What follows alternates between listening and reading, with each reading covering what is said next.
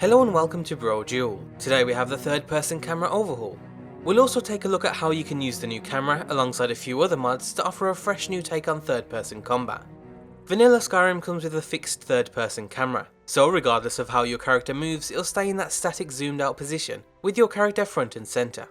You can mix things up with something like the customizable camera mod, which lets you manually adjust the camera in a mod menu, but even then the camera is still stuck in the exact place you set it. The third person camera overhaul aims to fix that by unhooking the camera from its anchor and making it follow your character's movement instead. So as you move from left to right, the camera sways with you, similar to how it works in Dark Souls and many other third person combat games. This is a fairly minor adjustment to how the camera works, but it has a dramatic effect on how it feels to move around in third person. It feels like you have control over a wider area of space, instead of always being stuck in the centre. To avoid the use of heavy scripting, the mod works by simply taking the direction of your character's movement and then panning the camera in the opposite direction. The speed at which the camera pans will also depend on your current state. So if your weapons are sheathed, the mod will still have an effect, but in a much more subtle way compared to when you have your weapons drawn, as you can see here.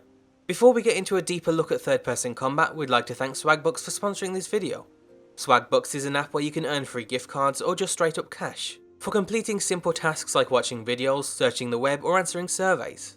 So to fund your next game on Steam or to boost your Amazon wallet, all you need to do to get the app is use the link in the description below.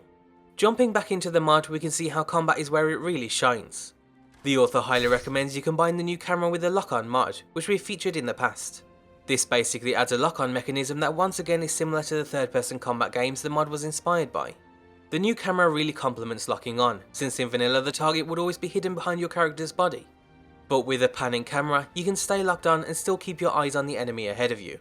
The camera supports both melee and ranged combat, but you'll have some issues with aiming a bow and with certain magic. But the author expected this, so you can either turn it off for ranged combat only, or have it automatically switch to first person when you swap to a ranged weapon. If you're looking to improve archery in third person, then you should check out the archery gameplay overhaul, which comes with some specific camera adjustments that's better fitted for bows. We've also covered this in a separate video, which we'll link down below. To further enhance third person combat, we also highly recommend two other mods. The first is Mortal Enemies, De-aimbot your foes. This individually tweaks the rotation speed of various enemies in the game to make them move and attack more naturally. It also adds a form of attack commitment. When combined together, this removes the unrealistic heat-seeking attacks that could be performed by NPCs and even your own character.